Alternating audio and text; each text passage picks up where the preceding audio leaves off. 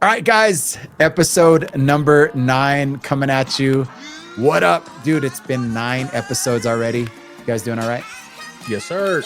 Doing great. All right. I love it. Love it. Hey, we have a great, we have a ton of fun things.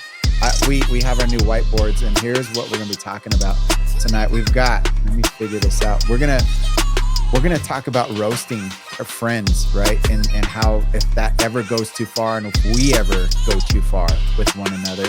We're going to talk about the NFL draft, and we do have some of the Broncos brand new behind the scenes coming out, new jerseys and uniforms. So we're going to share some thoughts on that. Nuggets won. Come on.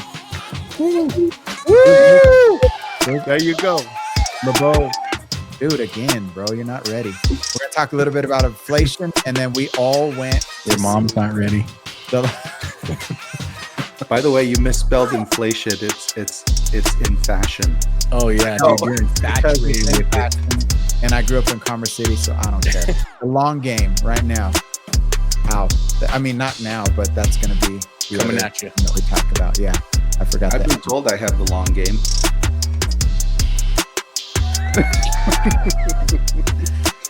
Okay, this is how we're starting. Yeah. Where's that band button? All right. Here we go. Jeez. All right, guys. We found this funny video about, and what's the guy's name, man? I just forgot his name. The Mexican dude that we're about to show you. Anybody? Mexican dude is his name. Jay Hernandez? No.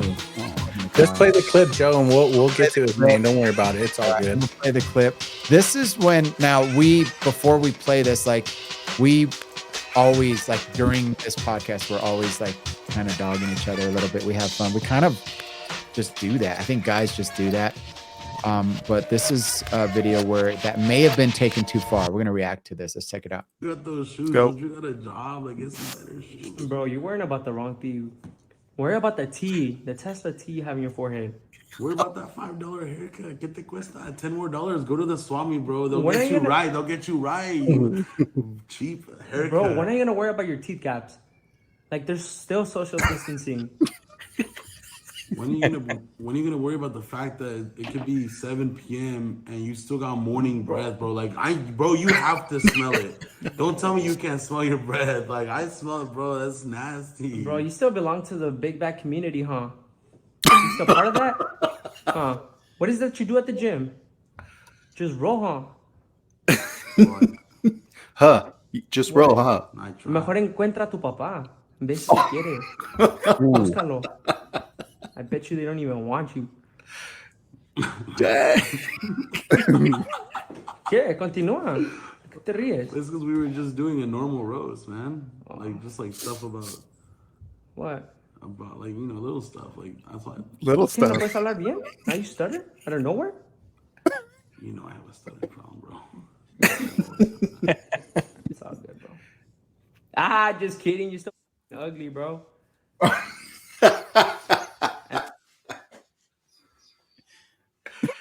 Bro, why is this us? Oh my God, dude. That is, Bro, What? there's been too many times where we've taken things too far. Tell us about a time you've taken it too far, Vince. Well, so there's one time that I can remember, and this was I'm gonna set the scenery. So we're all at a church. scenery. The scenery, yeah. Oh. We're all at a church banquet, and it's at Maggiano's, and we're all like kind of having conversation. And Carlos is like, "Well, I'm gonna have to head out, guys, because I'm meeting somebody." And we're like, "Oh, okay." And you said the wrong thing, bro. Speaking of roasting, you so said stupid. you said, "Yeah, I'm gonna go roast some chestnuts with some young lady," and oh my, and it was done from there. Wherever your imagination takes it, that's where we took it, because Man, a guy's trying to have some innocent holiday fun, and this fool's like acting up. And then everybody had to jump on the bandwagon. Dude, that was the thing, is like everybody in the table is like, I mean, it was from the Walnuts, yeah, chin nuts. yeah. Dude, I got so mad, I left. You Screw left, you all. bro. You I'm out get of here. that was one of the rare occasions when we like really got one of our crew members mad and they walked out and it was a thing. So I don't know if you guys remember, and I don't condone like anything of what we do or say, but there was one time we were all at the football field, the Monaco Elementary, This one I already know. and it's the same exact scene from White Man Can't Jump, where things got taken too far, and he's like, I'm gonna go get my grandpa's gun and I'm gonna shoot all of you. Is that when I was gonna kill everybody? Yes, I remember that. You left, Dude. and we keep playing. We're like, should we take off? Because Dude, I was gonna get the shotgun, bro. Y'all are about to get the shotty, yo. We're like 4th grade. it was because we took things too far, bro. It was like, do you remember when I punched Joe in the nose? Remember? Yeah, because Yeah, we already talked about that. Let's bring that up again. Dude, I think it's a factory defect for guys because we're so like competitive driven that you constantly have to one up each other, including in Absolutely. roast. It's like a competition. It's not even about like making fun of each other anymore. Now it's like a competition to see who can say the worst thing to each other. And that's pretty whack, but that's just it's testosterone at work. So like I think this is a good time. LeBeau, I bought you something and I sent it to your house. So man. I want you to open up this gift that I sent to you. It's probably a shirt that says my dad hates me when I hold the flashlight. Here's the package, by the way. So you haven't opened it. I don't even know. I told him he needed to open it on this podcast. I needed to wait until today and make this happen, dude. Oh my god, I can just imagine what the heck this is right now. Man, we got to get a drum roll sound effect. All right, efforting music. Let's see what this says.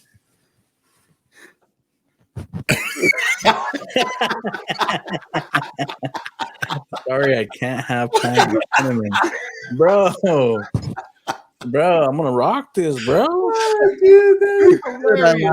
Oh my Bro, god, where's Cinnamon at? That's what I'm trying to say right now. dude! Where did that come from? Bro, From I was last like, week. I researched cinnamon on Amazon and all these shirts about cinnamon came up. And I'm like, this is it, right? You seen it and you had to get it. Oh, that's dope. God, dude, that is. I So sent you guys a song called Cinnamon Girl. If you guys I seen know, that bro. text message. did. It was like an old school song called Cinnamon Girl. I So, couldn't believe I came across that song. so if you're watching this episode right now, and you have not watched episode 8, to get that reference, you're gonna have to go back and listen to Go watch episode 8. episode 8. you got to go watch episode 8. I think it's fun though because LeBeau just mentioned he sent us that thing, and we're like literally talking to each other all day, like all week long, just sending fun things, messed up things. Don't say this in public things, like it's just it's a fun. We have fun, but I think what part of like roasting is true, and then what is true-ish and what is too far, I guess is what I'm like. There's always an element of part of it's true, right? Like It wouldn't be a roast if it's not. right. Yeah, there has to be That's an the thing. there has to be an element of truth. But I'll tell you what. So, like a little kernel of what you guys say to me, if a stranger said that to me, it's like, Dude, you're come on, fighting. Donkey Kong. But because you guys are, the homies, it's like not as bad unless you start talking smack about roasted chestnuts. Then we're fine. I can't believe you roasted chestnuts with her, bro. Bro, roasted his chestnuts. Ooh, dude. All she needed was some cinnamon on them nuts, bro. Ooh, now you're talking. Ooh, Uh, now it's a party. Oh my goodness. buddy. All right. So here, that's, man, guys, we just do that. So I think, in my opinion, I mean, friends in general, but guys for sure, we definitely, two things are funny. And I'm going to add one more thing that's funny: roasting. So we got rid of this. And tell me, we didn't plan this. Roasting is always funny, and there's never a fart that's not funny. Oh my goodness. Your farts Right? aren't Yeah. funny. I don't know about Like- funny. Sometimes they're disgusting. Dude, your farts are nasty, bro. Dude, a classic Dutch oven is, man. What? Is that a name for a fart? Well, No, you don't know Dutch oven. You're Dude, like the king you of know you've- farts. You know you've done it to the wife, and she's been like, "Get out of the bed right now." That's a Dutch oven? Dude, my it's where you put the blankets over, like Oh her- my God. over both of your heads. That? Like Are you serious? we have names. Like my son and I made up names over the years as he was growing up, like the chaser, the injector, the lingerer, you know, things like that. But the Are Dutch you- oven? Dude, LeBeau, am I? It's a common name. No, it's a common name, but I've Oh, in never the Urban done it. Dictionary. I know what it is, but I've never done it. That's like, The slider in the toilet. Dude, not even accidentally, and been like, "Oops," and like, no, literally, my poop doesn't stink. It's oh, crazy. shut Oh, up, dude. my Like God. when no, Here we I'm go. Alright, next not time. kidding. No, Here like we go with when the I- regulation size listen. trampoline. on the rare occasion that my digestive tract needs to release some pressure, my wife will tell you my farts don't smell. Literally, Yeah, crazy. All good right. wife. Maybe her scent glands were burnt out early on in the relationship, but Scent glands. This is God bless her, bro. God bless her for real. Yeah. Putting up with you. All right. Let's go. Let's move on. Let's move on to the draft. Now we know NFL draft. do you guys remember though when we were kids? Hold on, real quick. Do you guys remember Joe farted like it was a hobby when we were kids? He was like, No, seriously, like, dude. no, he would like just constantly be ripping them. He's That's like, how he. That's why he has all these names for them. He just like. That's why I'm so surprised he doesn't remember the Dutch oven. dude, how's your bumhole not super stretched out with all that passing gas? Oh my dude? God, dude, for real, dude. Oh my God. What is a fart to do with bunghole size, bro? Well, where does What it? That's where it element? comes. What? That pressure, dude. Come on, Oh. man. Oh my God. I don't even know how to answer that one. I will Joe not. could answer Joe could literally probably whistle the Andy Griffith show with a fart. He's like so seasoned and controlled. that. Season. He's like on demand. This is awesome. I can't wait for my wife to listen to this. Yeah, it's gonna be awesome. Yeah. Or maybe it's more like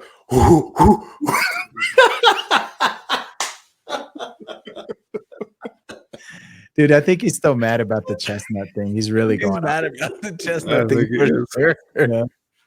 Yeah. dude, you just inspired me, man. Oh my gosh. That's All right, let's move on. Speaking, this was my picture of Carlos roasting his chestnuts with this young lady.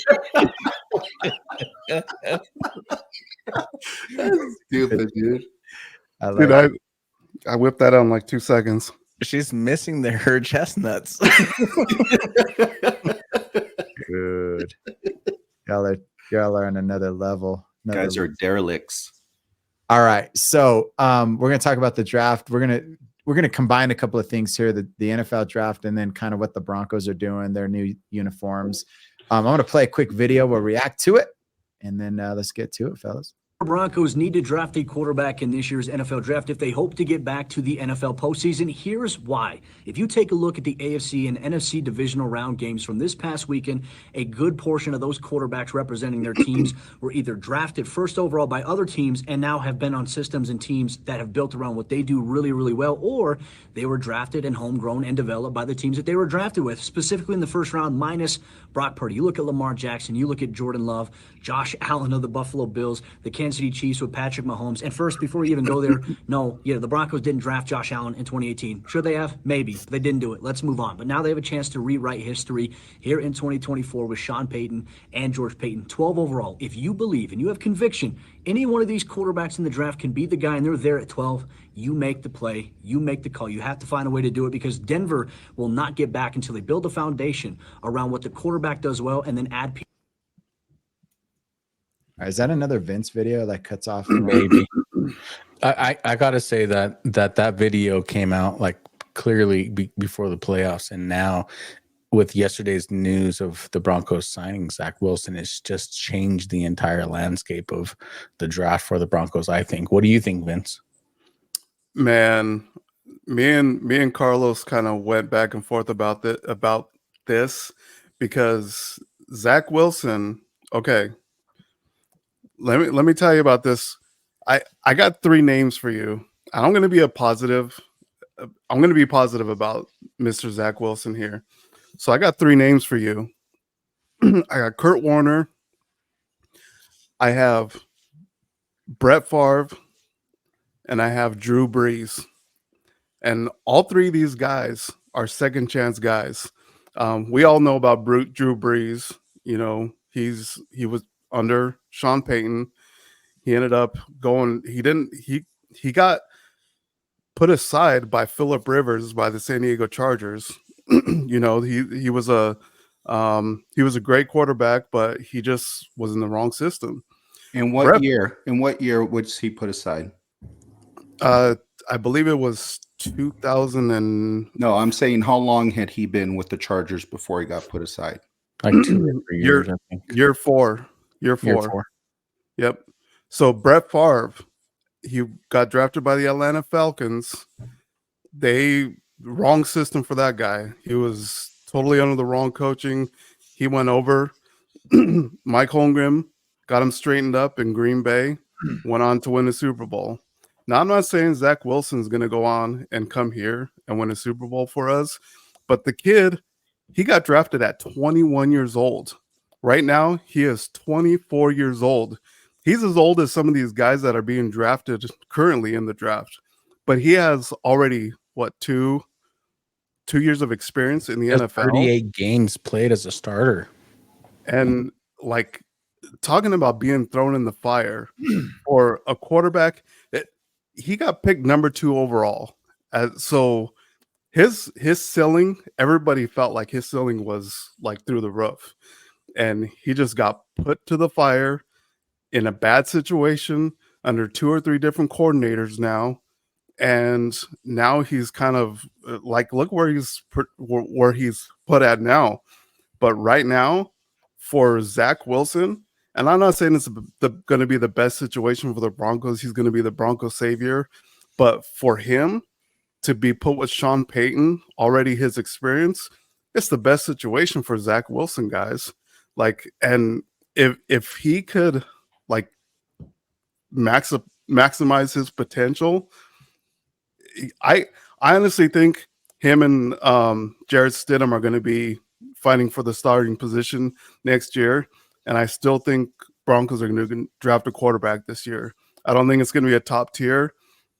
I'm going to tell you my prediction that the Broncos are going to pull back. They're not going to draft number 12. They're going to compile some picks, and they're going to jump back in the second round and pick up Spencer Rattler, which this guy was the number 1 overall upcoming kid out of high school, went to Oklahoma. I mean, he just had a lot of head issues, but you hear him now, his maturity, the guy's like, I think the guy's going to be a great quarterback. So I figure you have kind of a good situation. You could pull back in the draft, get some picks, get some real good football players that you really need. I mean, I think the Broncos are heading in the right direction. And I know it's hard to see, but I'm trying to just think positively about what's going to happen this coming year and hope for the best. I mean, what do you guys think? I think that hope is not a sound strategy. I think that you need to know what you're doing and not hope for the best. I think that you said it perfectly. This is a great opportunity for Zach Wilson. And quite frankly, I don't think it's reciprocal for the Broncos. I think that it's a mediocre move. I think that they did it because it was a great deal. He came cheap. But I don't think he's the answer. I don't.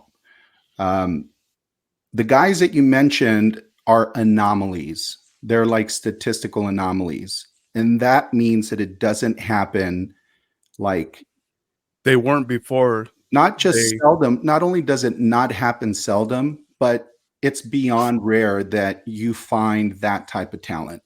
The guys that you mentioned, right? They weren't before they got pulled into their right situation, though.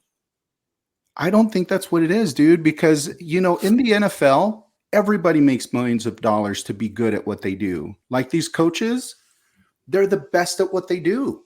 That's why they're in the NFL. Now, granted, some are better than others. I totally get it. And I understand that, you know, there are certain systems that fit different skill sets better. But when you're in the NFL and you're getting paid millions and millions and millions of dollars, it's incumbent upon you to make your situation work. He's had 3 years, dude. His record is like 12-21. He has lost 3 times more games or 2 times more games than he has won.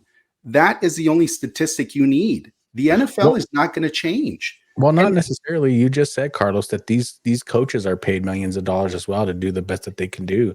So what is it that they see in Zach Wilson that Sean Payton sees in Zach Wilson that's maybe like placing him in the system?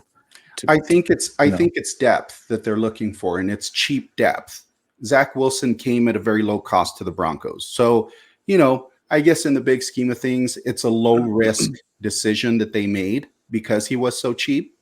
But I'll tell you this much, combined with the offensive line issues that we had over the last 2 years, Zach Wilson is going to get demolished, dude, because he's not at the quarterback standard that he needs to be. He's not as fast. He doesn't read the game as fast as he needs to. That's questionable. I mean, maybe so, but I think so over the last couple of years, like even throughout Russell Wilson's career, like he's accounted for like 50% of his sacks. Factual. He's accounted for stepping into sacks, stepping back into sacks. So when you say the offensive line has been garbage over the last couple of years, it's like not all on the offensive line. It's some of the stuff that Russell Wilson has forced and put them in the situation that he has. If that was true, though, Vince, if that was true, our running game would not be equally dismal. If our offensive line was taking care of business, our running game would be a lot better than it is now. Yeah, but when there's a difference between a pass blocker and a run blocker, though, too, man. We were kind of built for like pass blocking because Russell Wilson was supposed to come in here and do what he was supposed to do. So we're not, let's say, looking at run blocking linemen, these big 390-pound run block linemen either.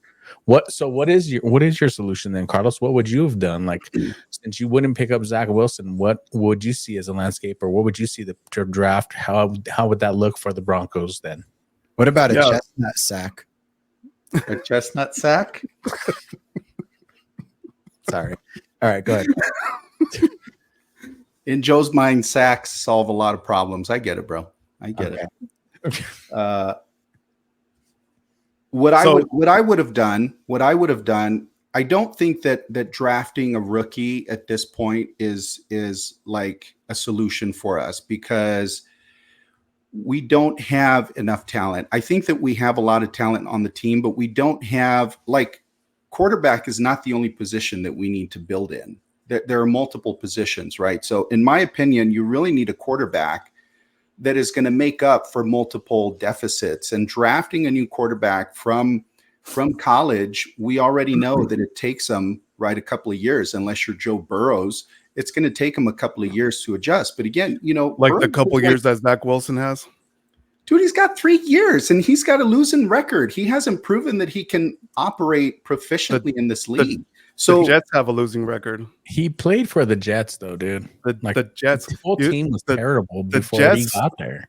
The Jets over the last 2 to 3 decades have been abysmal with like having quarterbacks just come out of there and just. I mean, it's been. Do you remember the last Jets quarterback that we took over?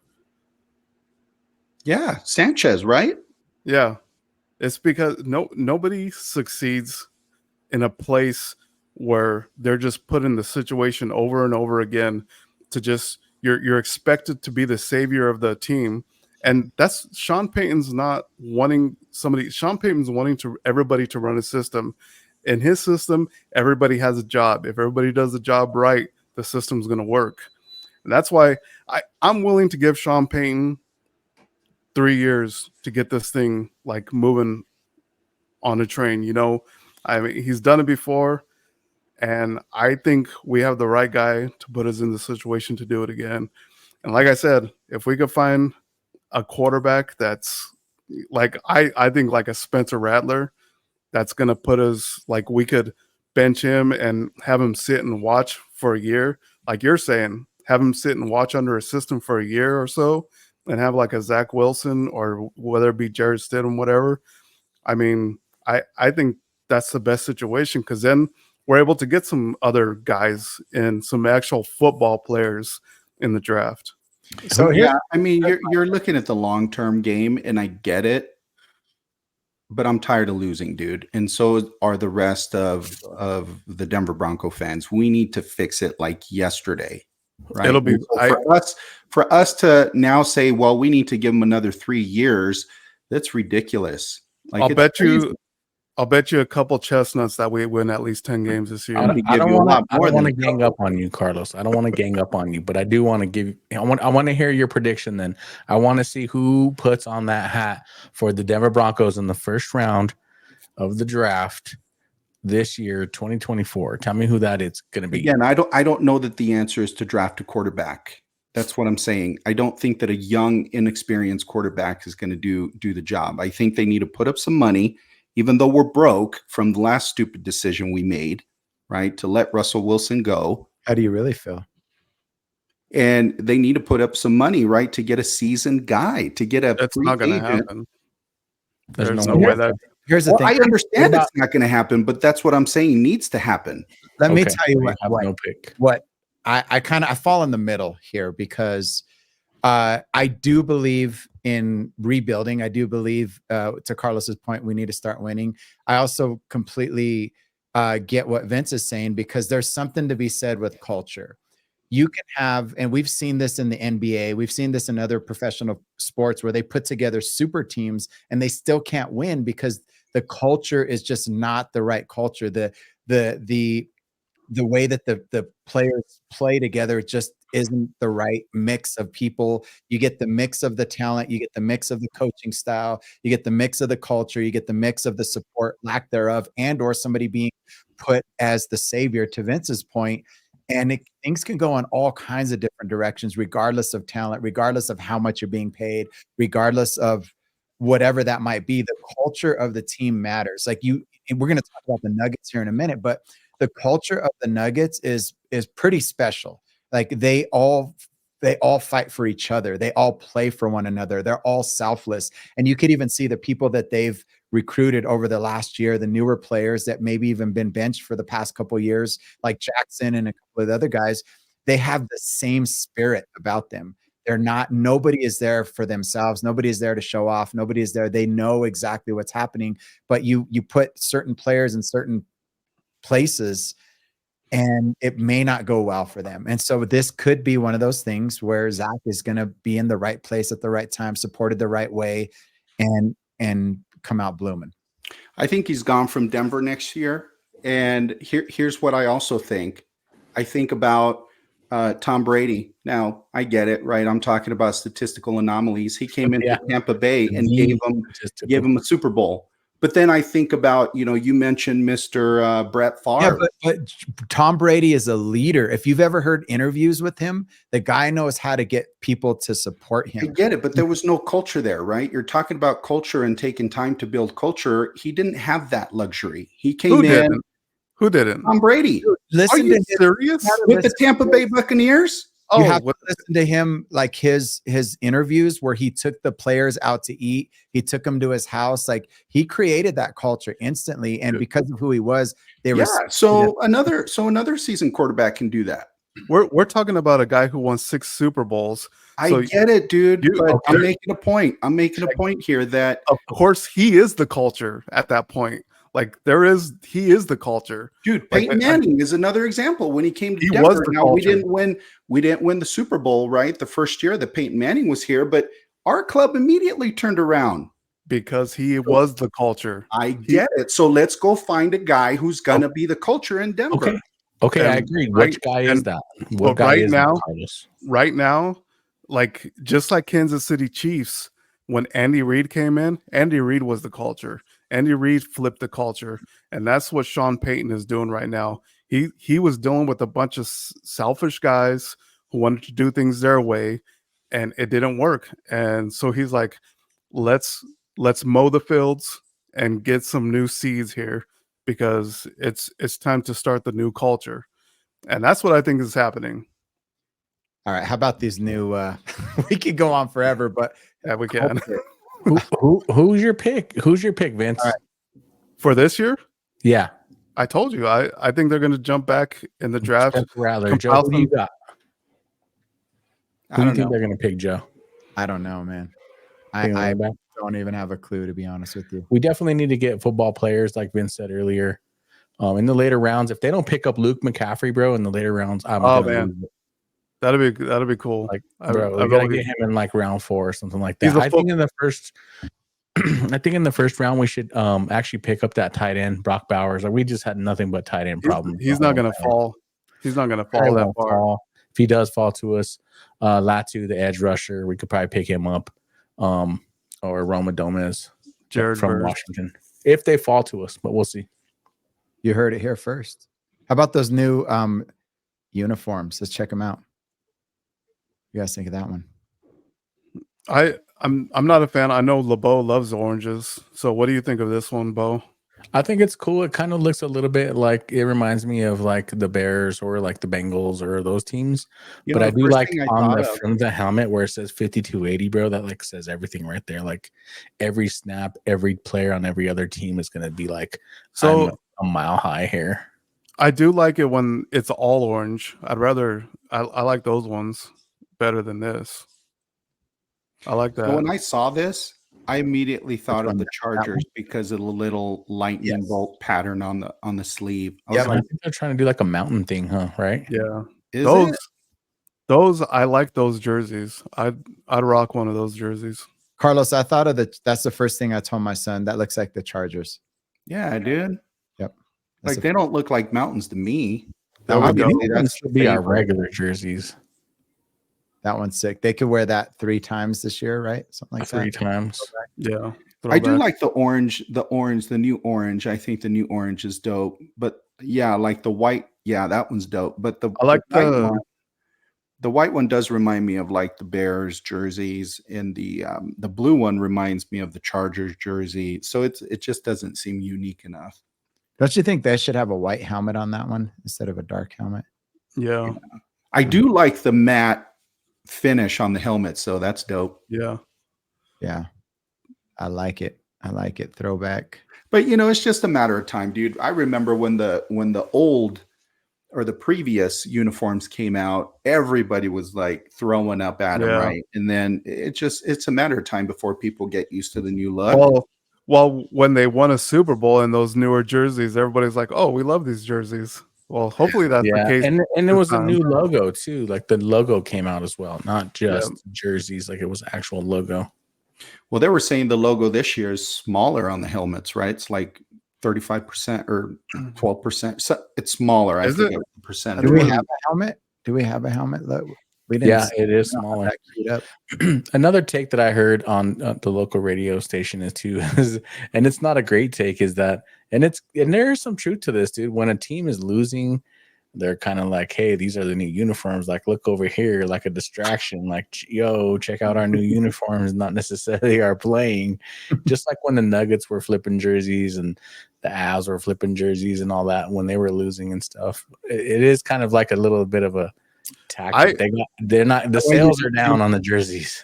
It's Why you funny. get Philly jerseys all the time and fresh clothes. Hey, look at my clothes, not me. Is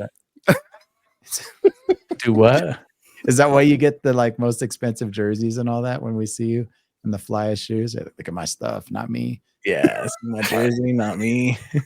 Yeah, for sure. You know those 5280 jerseys? I was like, man, I don't know about those jerseys, but I actually like those. The Nuggets jerseys you're talking about? well, last night, man, how could you not love it? That 5280 was up in the air with Jamal. Man. Dude, you're right. You're right. Because I didn't like them, and then last night I liked them. I actually liked them from the beginning. I am the fashion forward guy of the group anyway. So my opinion matters most as it pertains to clothing.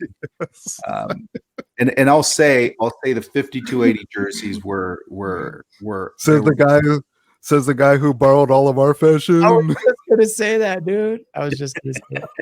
So the guy who wore my Bermudas growing up dude, your Bermudas didn't fit me. and LeBeau spandex. There's no way, dude. Jordans. My chestnuts were too hot. Dude. His spandex can hold my chestnuts.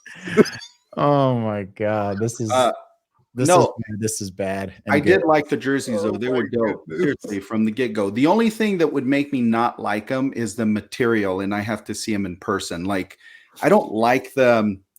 I don't know how to describe it. Like the old shimmery, like the old shiny material. You know what I'm talking about? Yeah, it's kind of rough, and it makes noise when you scratch it. Yeah, exactly. The non-dry fit, huh? The non-dry fit version. Yes. Like that old, Russell brand. It's weird. It's just like shimmery and stuff. Yeah. Hey, speaking of the Nuggets, we just said 5280. You guys want to see the highlights from last night? Yes. See that? Let's do it. Yeah, let's see that fourth quarter. Murray lets it fly. That's iconic, dude.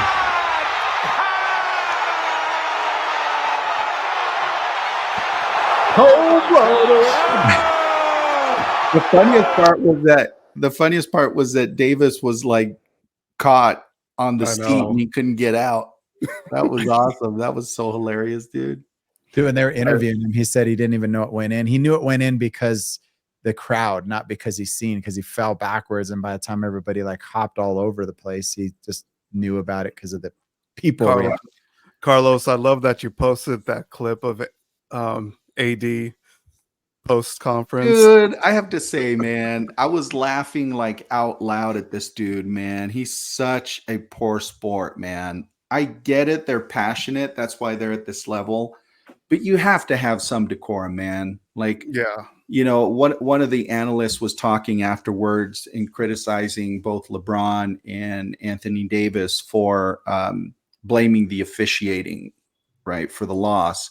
And they're like, never mind the fact that AD had like 0 points in the fourth quarter. Never mind that, their percentage hitting the baskets was abysmal in the fourth quarter. They choose to blame the officiating. Now, I'm not saying that officials always get it right. I'll move that. My bad. They're human beings, so I get it. They get things wrong. A video here in a minute, but I'll put this on and then I'll let you finish that thought. Sorry, Carlos. Give me. Okay, go ahead. Sorry. But to sit there in front of the world and criticize officiating, and then they both of them ended up walking off on the interview, to me is like so childish, right? If I was an LA Laker fan, I would not only be embarrassed, I would be ticked off, dude, because it's like, Man, don't be representing our city like that.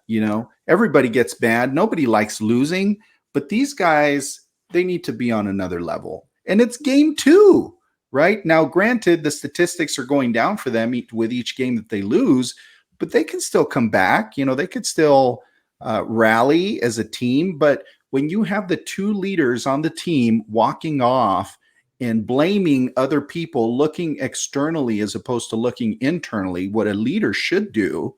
Yeah. To me, it's like, that's an embarrassment, man. It really is. Yeah. But, So I have exclusive footage only found here on Kings of Monaco. I have a friend, shout out to Drew. He sent me these videos. He was on the second row right behind the commentators, and he took a video of LeBron before and then LeBron after the game. So you guys, let's check this out. Now, for some reason, this video is coming out sideways, so I apologize. Tilt your head.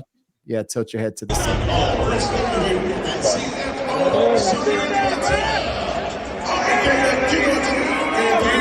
This is one of his like iconic moves, right?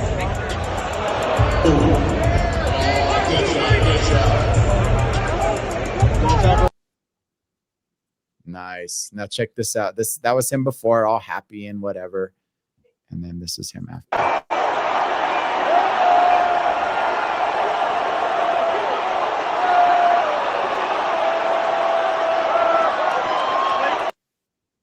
Yeah. I hope it's Why fine, didn't dude. you call that S? Why didn't you call that S? That's what he was saying. And he even said, "Are you listening to me?" Like somebody clipped out his voice and what he was saying, and he was, to your point, Carlos, very unsportsmanlike, very misrepresentative of LA. I would be embarrassed myself too. I know though, Carlos. Fine, dude. Dude, if I was in that situation, honestly, man, I would be pissed off too. I might act like Marshawn Lynch and be like, I'm just here because I have to be. Like, no, I would be pretty pissed, dude, if I was the player too myself. Like, I wouldn't be able to keep myself under control. I would be mad, dude, mad livid.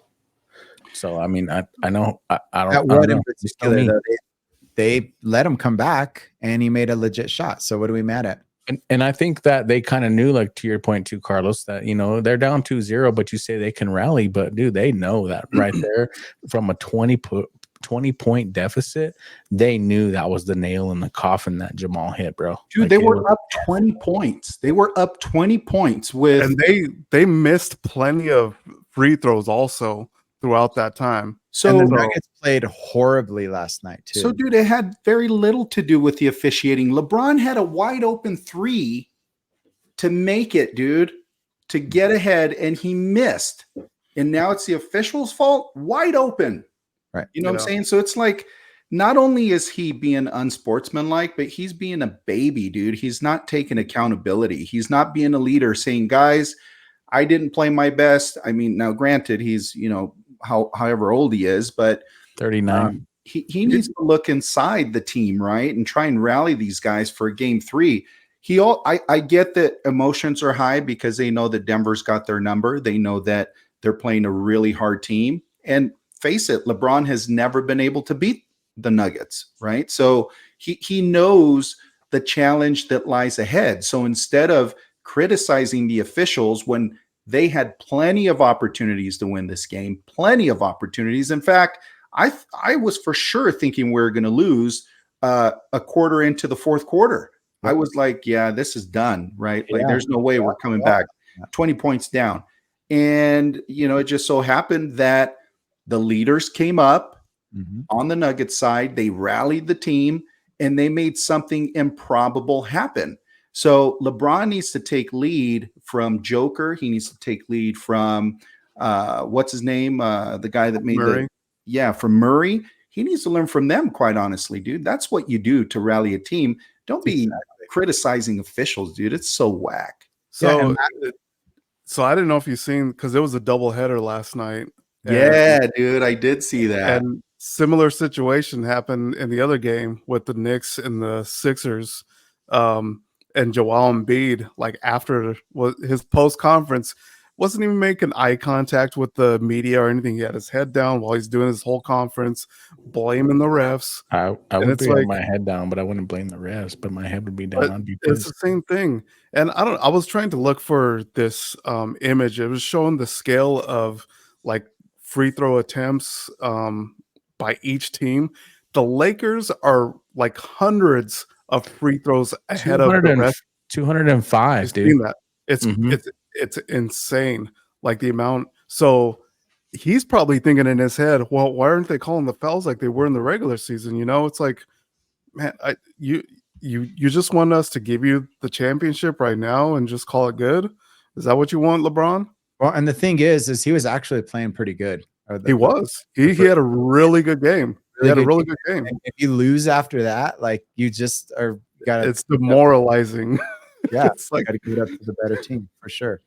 I mean, So- my son and I go back and forth, you know, and I'm like, oh, I actually respect him a little bit more for how he's playing now because they're not flopping all crazy and trying to run into everybody just to, you know, get free points. Yeah, he was actually playing a good game. So yeah, poor dude. Yeah, that's what happens. Poor dude. Yeah, it's funny you say that because I like LeBron. I do. I almost bought a pair of his sneakers, but instead I bought a pair of Jordan 4s. Come on. I brought some LeBrons. I rock LeBron sneakers. I mean, I don't have anything against him. I don't hate the guy. Like, I don't hate the guy either. I mean, he's like, done a lot of good for the community. My point is, I like him a little bit less after last night, to be honest with you. I still like the guy. I still think, obviously, he's one of the greatest. I think that he's fun to watch. But after last night, dude, I just feel like it wasn't a good look, man. And I did lose some respect for him. Not that he cares that I respect him or not, but, you know, as a fan of basketball, he made me dislike him a little bit less. Listen, I'm a leader in real life, right? And when the chips are stacked against you, you don't look for excuses. You don't look to blame other people for your failures. You look internally and you figure out what about your system is not working and you make adjustments to turn it around. It's a lot of wasted energy to look outside of your system, number one. But number two, man, as a leader, the influence that you have on the people around you that are looking up to you for solutions, it's devastating when you don't lead them right. It's devastating. I would say if they end up losing this series, it's because of their response last night, more so than anything else, because their people, their teammates were looking up to them for solutions, and instead they made excuses. Well, even the coach. So it's like the whole team is like, that's speaking of culture, you know, that's the culture of the whole team. Let's complain about why we lost, you know, and saying, hey, we got to really figure this out and get back on the horse and try and win this next game. You know, You don't see the Nuggets acting like that when they lose against teams they should win against too. They just don't do that. They don't do that. All right, guys, let's go on to Let me just say one last thing about this, because I think there might be some merit to it. Sure. I wonder if part of the Lakers' emotional response to last night still has to do with them not respecting the Nuggets, even after getting spanked time after time after time. 10 games in a row. They still don't respect little Denver. You know, I'm tired of those. And I work in LA, so I have a lot of friends in LA. And when the Nuggets weren't playing, truth be told, I did cheer for the Lakers because I have a lot of friends in LA.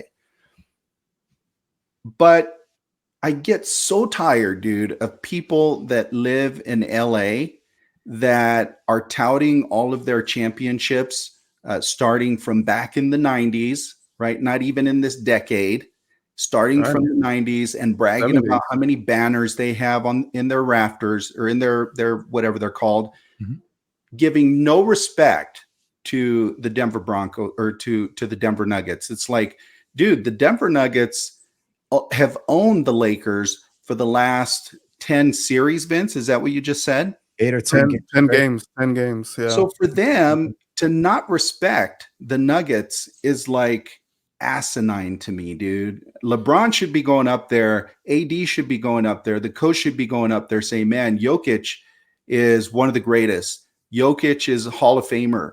Murray, man, that dude's got ice running through his veins to be able to pull off that shot. Like, giving credit where credit is due, and then turning around and going back to work, dude.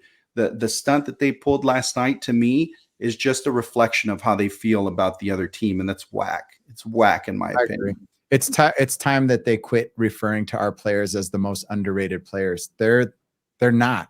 They're the players. They're Hall of Famers. They're freaking amazing. The elite starting five right now. Yeah. Yep. So, all right. Vince had a fun one. So this is where we're at on our timeline right here. And I don't know if it's fun, but well, not fun. But there's a Fun for Vince. meme one. yeah, there's let's see the fun. Which Let's one see do you the want to fun do? part of it. The food. No, one? let's do the guy. This guy cracks me up. And This jokes, guy has a lot of videos, but what's that? I was gonna say, in jokes, there's a little bit of truth in every joke, right? So this is like funny, but however, this is one of they're those. definitely truthful. I'm not buying fast food anymore. Matter of fact, I don't have the money to buy fast food anymore. Who made these prices? It's overnight stuff with these fast food places. One night it's like, yeah, dude, everything's $1. Let's roll here, dude. I love fast food. You can live on this. This is the blue collar food. Then bam, overnight it's like, hey, guess what? Your Arby's is $53. I'm never paying $53 for fast food. One trip at McDonald's right now, one single trip to McDonald's, $30. $30? $30? That's pizza money. You're not pizza, you're fast food. But Burger King's out here like, no, it's like $12 for one of our chicken sandwiches now. That's normal. To who? To who and where did that ever get normal? And then Taco Bell now has the audacity to be they're gonna be the guys who are like, hey, we're also gonna be expensive now. Even you, Taco Bell? Where does he live, dude? That dude's accent is hilarious. This guy's hilarious. Yeah, but yeah, man, I like it. It's crazy how inflation has hit. I mean, it's all over the world, but I mean, you see it like the grocery stores is just ridiculous. I remember we used to go when the kids were smaller, and yeah, they were smaller, but like Bree and I, we would go to the grocery store weekly. We didn't like to, because we'd buy fresh stuff, and we wanted to buy fresh stuff weekly. And I mean, a grocery trip would be like $150, for a week. And we're like, oh, we're pretty stacked for the week. Go out and eat some fast food every once in a while throughout the week. But I mean, you can't, like, you go to the grocery store now and buy like an avocado and some juice and an egg, and there's $150 right there. It's like, An egg. what just happened? What kind of eggs are you buying? Dinosaur eggs? Cage-free eggs. Cage-free There eggs. is, yes, Carlos, I'm not sure if you know this, but cage-free versus the white eggs. Though, if you go to cage-free, I just gotta say this because I'm pretty passionate about eggs. If you go to cage-free, whatever, and then you eat the old white eggs that we do, they taste like rubber, dude. The ones that are like that are budget, that whatever, non-cage free, try it. Go from one to the other and then back, and then you'll be like, I'm a believer. That's all I gotta say about eggs right there. I am going to try it. I've never noticed, but I do have pretty dull taste buds. My taste buds are as bad as my wife's smelling glands. So Your fashion forwardness. So guys, I like fashion sense. That's why I was just kidding. I think it's a topic for everybody, because I think I think everybody feels alone in this like subject of inflation. I think there's families out there who are like, man, it's only affecting me. It must, like, I see everybody else just able to live their life, live it up, and everybody, all of us have kind of combated inflation in our own certain ways, and it's just what we have to do, right, fellas? It's like you have to like live and adjust, to what is going on in this world. but I think there's a lot of people who they've never been taught to adjust a certain way, or they're just kind of on the outside looking in for adjusting to situations like this. And because it's hit hard over the last like 3 or 4 years, I really say, especially in the housing market, it's like it's been it's taken a heavy hit. And I just like I'd like you guys to give your like thoughts on how you've been able to combat it throughout the years, and what's been your like even if it's one secret that you guys have, just to help out anybody who's dealing with that. Well, I'm I gonna hate. say, Let me yeah, just go say ahead, this. Joe. Let me just say this. I don't like that we have to get used to things, and that's just the way it is. That kind of sucks to me. Mm-hmm. I remember years ago when the prices went up. Remember when gas was super expensive, and all of a sudden that translated into everything else, because now airlines in particular, you want to fly somewhere, and now they started charging for your baggage to make up for fuel costs and things like that. Then that never went away. The airlines just decided, well, that's a thing now, regardless of if fuel prices went down. So I just hate that, like, those things happen in our world. There's a little bit of greed in there, and there's a little bit of this. And then so my opinion is, and I'll tell you what we do, but there's still a few places out there that are budget. And I'm like, what are they doing different that they can still, do a $9.99 pizza? And then to the guy's point, you go to somewhere fast food, you go out to eat, you're spending 70, 80, 90 bucks, right? We went out to breakfast just not too long ago, just a diner place. And it was like $90 with the tip and everything. And then the whole tip thing, like, it's going to ask you something. It's going to ask you something, Mm-hmm. and it's like, like it's out of control. There's some tip. I know I don't want to get off the subject, but there's some tip like rates that go from start at 20 and they go all the way up to 30%, like pre, Mhm. like you're asking me to almost pay half of what I just paid for my meal. That's a third of what I paid for meal to tip you, right? And you got all of this craziness. It's just crazy for me. And I've learned to shut off some of those how I feel. But some of the things that we do is we'll share meals when we go out to eat. I mean, we don't need to be eating that much anyway. And then I don't get, like, I just drink water. Most of my family, if you go out to eat with us, it's like, oh, I'll take a water. And that saves us a few bucks. But those are a couple of things that we do. And then we buy a lot of our stuff still in bulk. We'll do the Costco Sam's thing, and then do a lot of meal prep, do a lot of home cooking, things like that to save money. So It's a lot healthier to do that too, right? yeah, Mhm. for sure. Yeah. And with that said, we don't really eat out a lot. Like, we don't even really do fast food. If I'm honest, we don't do fast food, but when we do go out to eat, it's quite expensive. This is a topic that obviously has a tendency to get really political really fast. Mhm. And I'll tell you, it's not any one political system that is driving inflation. It is what it is because both the left and the right have contributed, right? So I don't think that it is as political as people make it out to be. I will tell you that, our budget for food is it's crazy how much money we spend on food. But, we made a decision as a family to feed our kids like whole foods, right? Like Mhm. actual preservative free foods.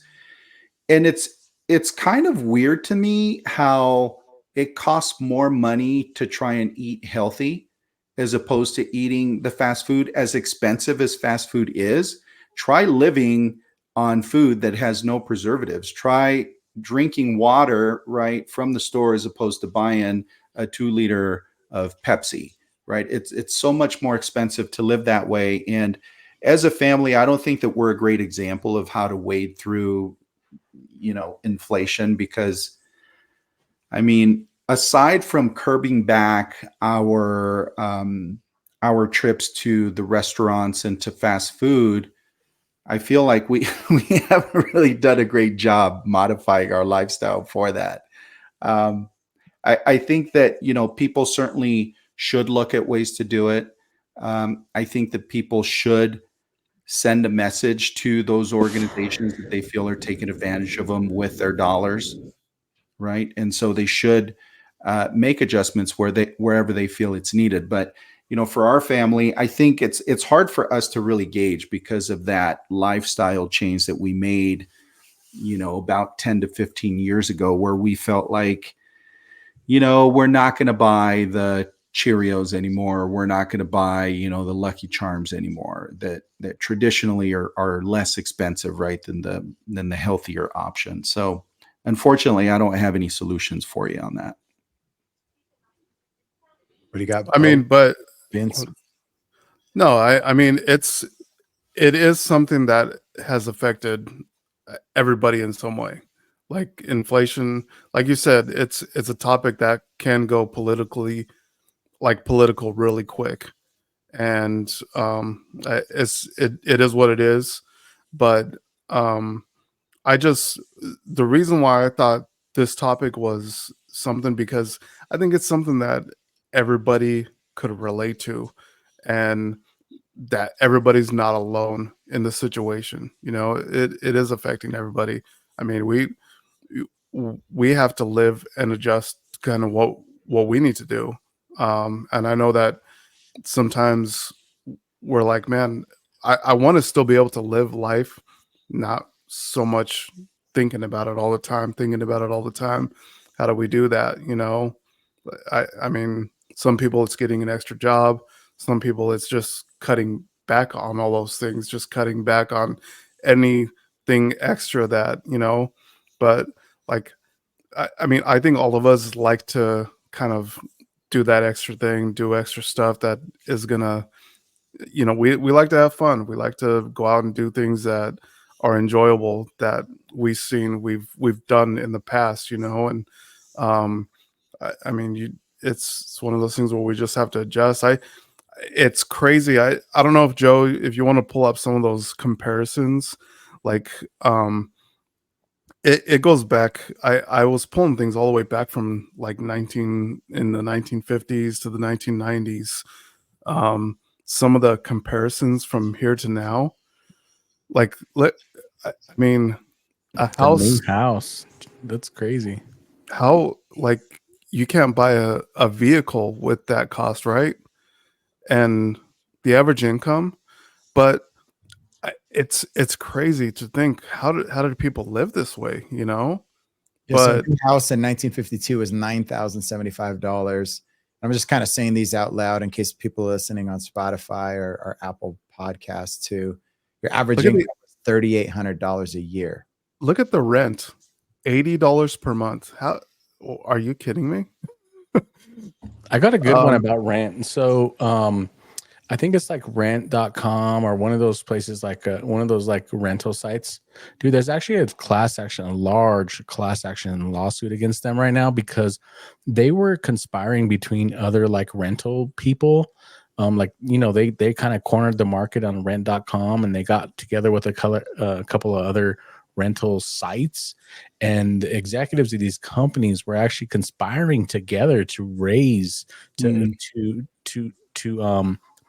do you call it, to artificially raise the rents on people that were renting, dude, causing this like non-issue to be an issue with rent itself. Yeah. So that's kind of crazy that $80 per month now you can't even touch anything for like less than $2,500. It's wild. So you got 1952, $9,000 house, 1996, $118,000 house.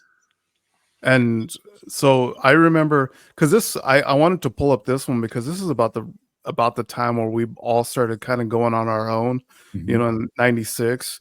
I remember when I was 20, do you guys remember the condo that I bought over in Aurora? Yeah, that was dope, dude. Yeah, wasn't it at the Beakers or something like that?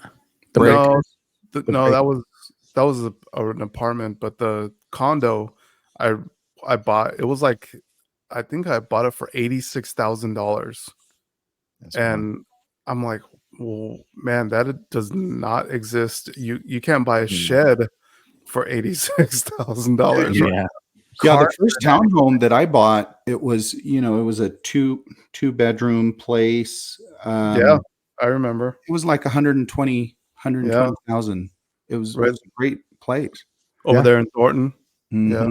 Mhm. I think that now I'm not an economist by any means, so please Can you go don't back be- one slide too, Joe? Just while you're talking, Carlos. I don't want anybody to type in mean comments about how stupid I am, but I think that, or you can roast me, whatever. I'm not gonna Listen take it. here, Chestnut Boy. But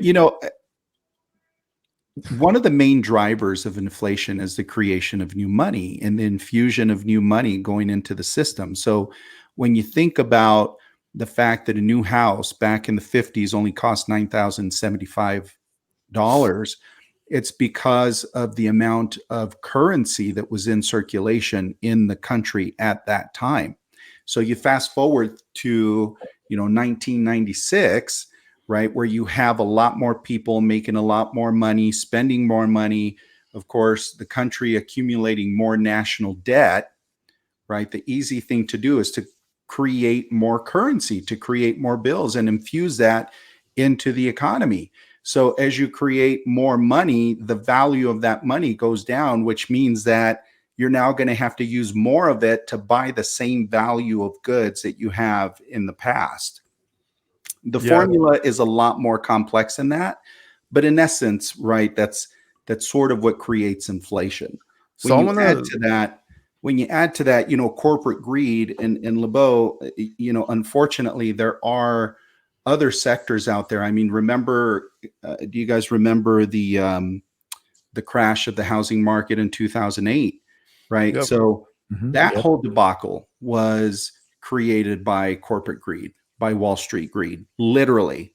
Right. And that event in and of itself probably contributed to a great deal when it comes to inflation because of all of the craziness that happened on Wall Street. It's just the toxic side of our free market economy. Other countries who don't have that free market economy don't deal with as much inflation as we do. But unfortunately, it's one of those byproducts. In my opinion, again, I'm not an economist, but that's my basic understanding of how that works. So there's a couple that I want to show. So new house, 1996, $118,200. Average income, $36,300. I want you to go on to now. Like I think I pulled up to 2023. So yeah, so this is market sales price, the median sale price right here in Covering up. 2022. Yeah. Yeah. Sorry. We're Only here. Carlos and I are visible. But pull up one of the next ones, Joe. There you go. So look at this right here. So this is 2024 average salary by age. And I want you to look at the 20 to 24 year olds, 39,416. You guys tell me, how is a 20 to 24 year old, how are they going to live on that income coming out of college? They're not. Sneaking on the side to see it. So They're not. Yeah. So, and then go to the next one, Joe, because it'll show you the house. That's Harvard tuition. I kind of wanted to look at that. So, we'll come back to that one. This one right here. So these are the average median home prices right now. And I highlighted the two because I live in Florida. You guys live in Colorado. Colorado's still like it's one of the top right now. Yeah. 612,000 average home price in Average Colorado. That how as a $39,000 salary supposed to move into something like that? And I think about our kid. We all have kids, or we're like, man, what are our kids? And it's kind of like, well, we're gonna have to give them that push somehow, right? Because so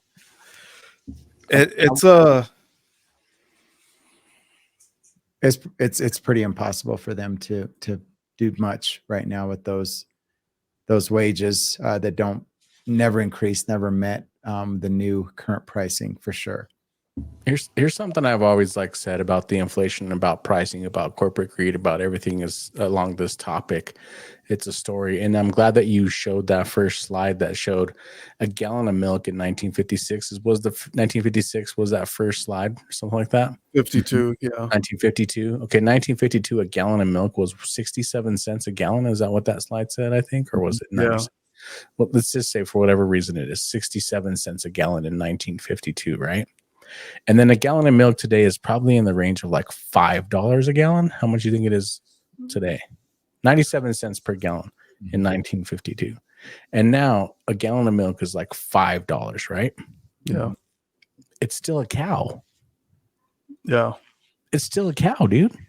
Well, it goes along with the wages and the cost of the farm, everything else. what's So your It point don't with make this? no sense. It's still a cow. You're still getting the exact same product from a cow.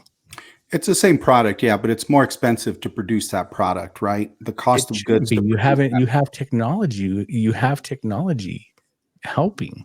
Like they don't Well- even milk the cows anymore, bro. In 1952, they're out there sucking udders, bro. Now you just put them in the machine, hook them up, and you're getting a lot more efficient. You're getting a lot more milk out of the cow than you were then.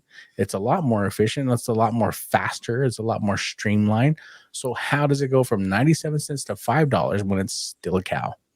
Well, you have feed, right? The feed is expensive, particularly if you're buying the whole It's still milk. grass. the population is like It's Dude, still grass. The How cost, everything works together, because if a price goes up on one thing, then the gas goes up, the delivery That's goes what I'm up. Exactly. saying, So though. the delivery of the feed, The feed right? that you're talking about, Carlos, it's still grass. I get it, but the access to that grass, the land that more grass is on, The machines that it costs more. the It's still taxes, land. the the gas taxes on that land, Yeah. everything, It's the taxes. It's taxes, dude. taxes on that land. It's taxes. it's not just taxes, Bo. It's everything. taxes and It's insurance, everything. dude. The It's biggest everything, scams right? in the So- United States is taxes and insurance, bro. Taxes and insurance. Insurance It's is a little pretty more dope. than that. But I mean, we could probably go. It's taxes and insurance. All of our listeners, this is welcome to Kings of Don't Monaco. talk crap about episode 9. insurance, bro. Insurance is dope. The greatest And- thing is taxes and insurance. If you can be a tax person or an insurance person, you're good to go.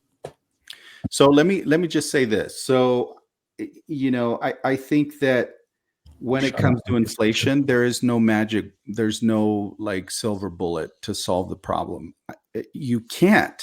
You just can't without a major reset in the economy. And maybe that's coming down the road when people are predicting that we're going to go to like cryptocurrency totally distant into the future. I don't know if the US is ever going to allow that to happen because our primary export is the US dollar.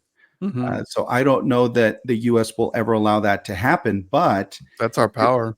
if that does happen, that could be the time where all of this is reset, right? I don't know. I'm just spitballing here, but it's not exclusive to any one party out there. I think everybody that gets put into office is going to have their own interest that they have to represent, the people that fund their campaigns. And the people that can afford to fund those campaigns are the people ultimately who are driving these costs up, right? So I don't see inflation slowing down anytime soon. It's a hard puzzle to solve because you're right. People aren't making enough money to live comfortably in this economic environment, which is sad, right? But that just goes to show how the system is stacked up against just normal people, against blue collar, against middle America, as they call it. It's not a problem that we can solve anytime soon. All you can do is try and adjust your lifestyle, but that's tough to do, right? My heart goes out to the elderly who have to live on a fixed income. who may not have the physical wherewithal to be able to work still, right? And what do they do in this situation? It's sad. It's really harsh, man. Let alone, those single mothers that are out there, or those single parents, because there are single fathers out there too, that have to pay for childcare, that have to pay for, all this stuff on a single income. It's almost unheard of to have a family living, a what would you call a comfortable life? And that word is very subjective. I get it, right? Wealth is not all about money. But when you're able to not worry about paying the bills, when you're able to buy whole foods, not so much at Whole Foods, I'm just saying whole foods for your children, you just feel better. You feel more content, more fulfilled, and less Americans are able to do that these days, which sucks. So Well, I'm sorry, go ahead. I was going to say, as much as everybody wanted the Kings of Monaco to solve the inflation, we're not going to do it tonight. I would need a couple of days. I can't do it in one. I just wanted to end this subject on a light, because we all four of us grew up in Commerce City, Colorado. If you don't know where it's at, it's in a lower class part of Colorado. It's kind of always been that way. But growing up, I didn't feel that way. I didn't feel lower class because of my surroundings.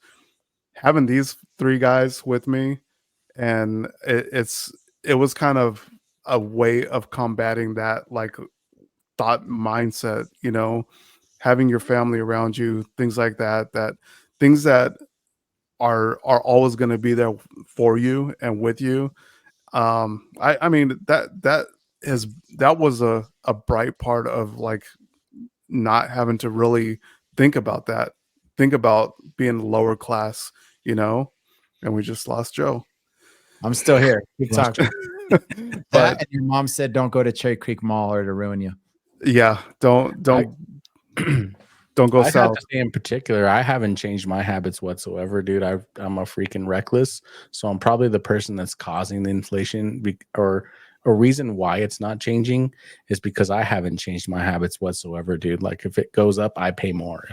I don't even look at gas stations and stuff. Like everyone is obsessed with like, what's the cheapest gas, bro? I don't care. I just pull in, put gas, keep going. Like I don't have time to look at that kind of stuff in my life. Like I'm trying to enjoy my life, not guess where the cheapest gas is. You know what I mean? I don't know. Maybe I'm the problem. No, I mean, consumers are not the problem. That's what we're saying. Consumers don't create inflation. The government creates inflation. Corporate greed creates inflation, not consumerism. I mean, you help keep people employed. And that actually, is the answer, right? To be able to keep the economy healthy, so that there isn't a crazy sense of having to infuse more capital into the system. Yep, definitely something we can talk about for a long time, and we will not solve it. Carlos needs a couple of days. You're gonna get back to us on that, Carlos. I will tell you though, I have adjusted to. I am an accessory guy. I like accessories, and and chestnuts. And I've resorted to making my own jewelry. So that's helping my family. Ay, qué bonito. Shout out to Carlos, the bead maker. Hematite stone and tiger's eye stone. I like it. Hey, we all on the last episode, Vince turned us on to a movie. What is that music? Music. Oh, is there still music going on? Yeah, there's still. Yeah. Not bad. It was groovy. It was groovy music, but Joe turned on his chicka bow wow music. That's the Bose ringtone. Hey, last podcast, Vince turned us on to a movie that was. It's kind of funny. We all went to go see it, like literally. Well, except for Vince on the day that we said. But we were all texting each other because the day it came out, Carlos went to see it with his family. LeBeau went to see it with his family. I went to see it with my family, and Vince saw it later.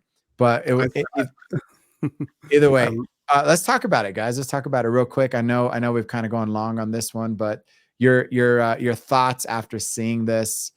LeBeau, go. Bro, it was a golf movie. I couldn't lose. Like I was actually better than I expected. Um, and I'm a golfer. This is my thing. So I thought it was good. I don't have much to say like in context. I just enjoyed the movie for what it was, I should say. Nice. Well, I'll tell you, you know, as a zero generation Mexican, I actually cried in it several times. And my children will tell you they've never seen me cry. But this movie really got to me. It was a great movie overall. I thought the acting was very solid. I thought the kids were incredible. And I think more work like this needs to be done to help us remember where we come from as a country. I think that oftentimes people who don't sympathize with individuals who feel like they have been, you know, on the receiving end of prejudice, they tend to forget how young this country is. You know, I was talking with my children after this, and it was hard for them to think that this happened, what, 60, 70 years ago, this movie, right? So somebody's grandparents were alive during this period. So it's not like we're hundreds and hundreds and hundreds of years removed from this type of behavior. We're still like in the same couple of generations, right? So I think it's important for us as a society to remember that that is not a wound that can easily heal in this short amount of time. And I think that people need to be, you know, more sympathetic to individuals that maybe did feel like they were on the receiving end. But the movie overall, I thought was really cool. It was very inspirational. And I got to tell you, I have never been, at least professionally, right? I'll give you guys two anecdotes. Professionally, I have received, or I have been the recipient of a lot of benevolence, a lot of kindness from white people, from men that were far more successful than me, that felt like they wanted to take me under their wing for whatever reason, right? There was nothing to gain from them, for them, and they still chose to put their arm around my shoulder, teach me what I needed to learn without me even asking for it. I'll put that out there. And that is the honest to goodness truth. And I'm very grateful for the people that opened up those doors for me to learn what I needed to learn, and ultimately to achieve the things that I've been able to achieve in a professional realm. The other side of that coin, though, can I tell you, my wife and I and my children, we were on vacation in Orlando about a month or so ago. And I ran up to the room because I had to get, I forget what it was. I had to get something from the room while the girls were on the beach. We were actually in Clearwater, St. Pete Beach. I'm sorry, it was St. Pete Beach. We're on the beach. I run up to my room. On my way back, a little old lady, white lady, asked me, "Hey, do you know where the elevators are?" And I was like, you know, I rode down on that elevator. It was like a few doors down. I was on that elevator, so you can try that one. She's like, no, no, no.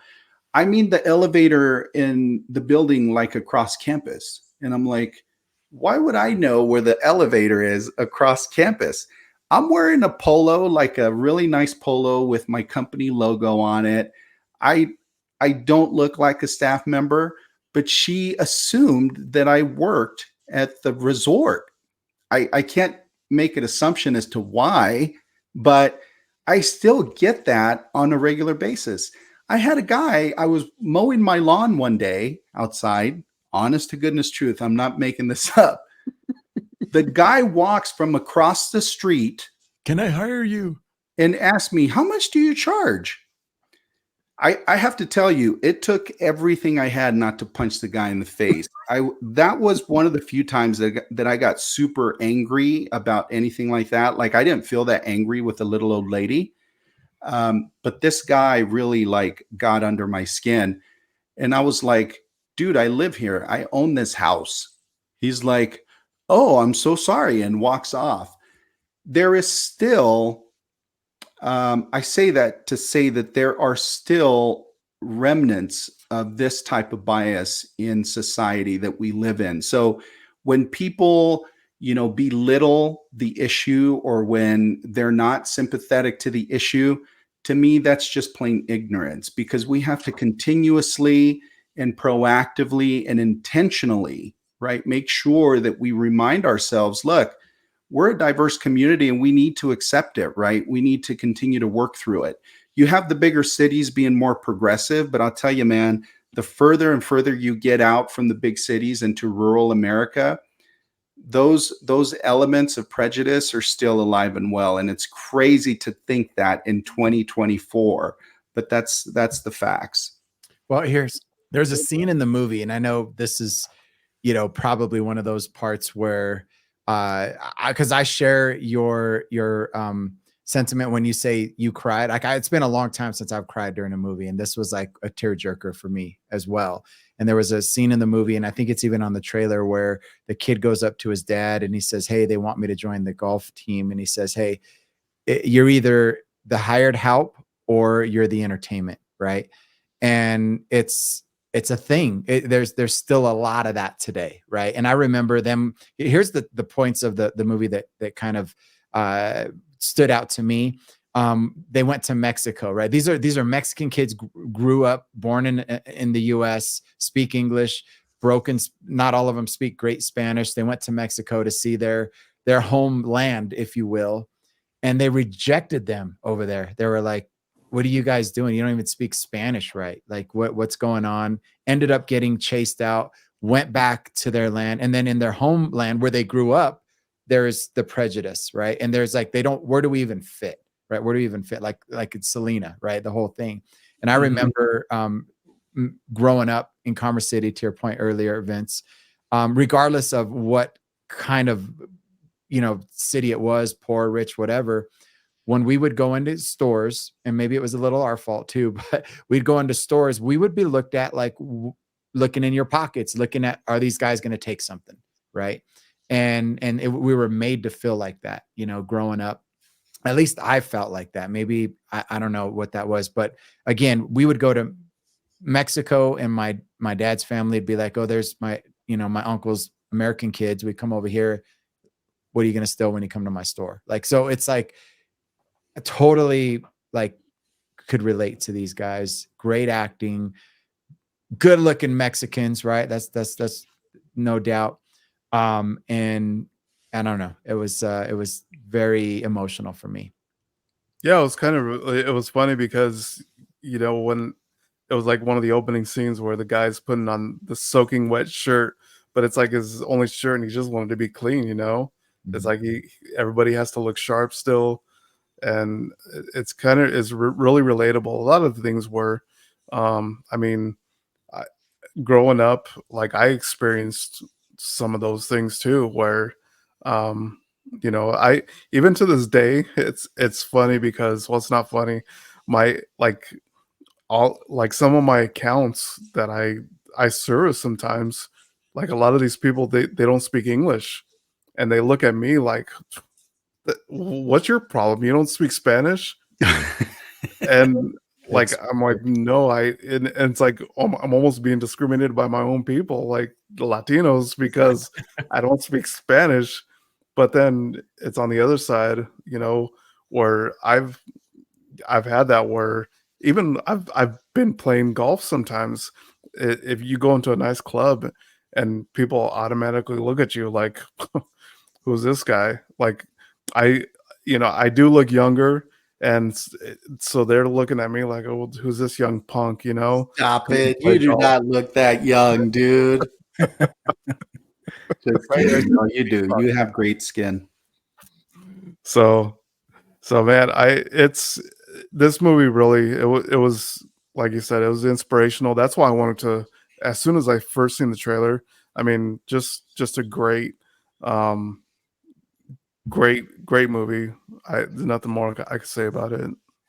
Bo, I'm just gonna say a little bit, like, listening to you guys and tell your stories and all that stuff. It never it never really like dawned on me, like, the whole like dressing proper and dressing in golf attire and dressing appropriately never really had dawned on me until I seen the movie, and I'm like, oh, well, that makes perfect sense as to why when I go out golfing, I do dress properly. I want to look that part. I want to make sure that I look like I belong and all that stuff. So seeing those guys walk through the clubhouse, I've had that feeling before. You walk in the clubhouse and there's not a brown person around, man. Like, that's just the way it is. You go to check in for your tea time, and they're probably like, there's many times where I've thought to myself, they're probably thinking, well, who the hell's this guy? I think he's going to play golf, right? Like, type of thing. So on that part of it, I guess it kind of, reiterated by listening to you guys, those kind of feelings just kind of came back. And I just wanted to say that too. It was a great movie. So you guys know I have children with a beautiful white woman, right? Beautiful, strong white woman. And coming out of the movie theater, obviously they had a lot of questions. Why did this happen? Why did the white people treat the Mexicans that way? Why did this and that? And white people, at least in this movie, were so evil and all this stuff. And we really had to work hard to help them understand, well, wait a minute, you guys are actually half white too. So you need to make sure that you don't perpetuate that type of behavior towards anybody. And, I do want to take a moment here because I think it's important. Prejudice doesn't just take on the color of skin, right? We have society is prejudiced towards people with disabilities, right? All the time. They discount people who might have disabilities. Prejudice happens against people who might be in the LGBTQ community, right? Having a child of my own that I love deeply in that community, I've seen it firsthand how, society does tend to put them in the fringes and in the margins. So prejudice isn't just exclusive to the color of your skin. It happens in all facets of life. Socioeconomic conditions, right? You have people that maybe don't have the money to wear the fancy clothes. People look down on them thinking that maybe they can't afford something, or maybe they're out to steal something from them because they're not wearing the same quality of clothes, right? It happens all the time, every day. I would love to think that as a society we're making progress, but then I experience things like jackass, excuse my language, coming across the street to ask me if he can hire me when I own the same house he owns, right? Is just it's aggravating to me, and then it just puts me back in reality. Maybe we still have a lot more work to do in that area. Well said. There's always, yeah. Yep. Well said, my friend. Hey, it's been a great episode, guys. As always, went a little bit longer on this one. That's all right, though. Like, we had a lot of important things to say. We always have fun when we have our conversations. And for those of you who listen, thank you so much. Don't forget to like, subscribe, share, and comment, because it really does help the algorithm. Yeah, we just love doing this. We love hanging out, and hopefully we provide some kind of entertainment for you and some kind of value. So with that said, we'll see you guys on the next one. Peace. Thanks.